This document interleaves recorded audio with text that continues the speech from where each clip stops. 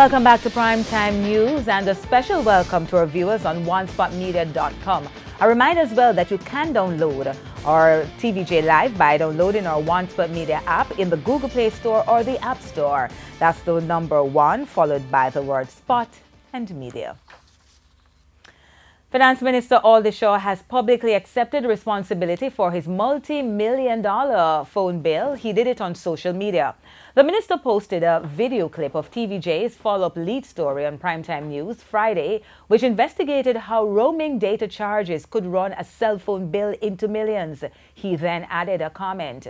The Facebook post, which he also published on Twitter, read, quote, "I take full responsibility for my excessive phone bill. Mobile data roaming charges are definitely extremely high and all of us should take precautions when traveling overseas," end quote.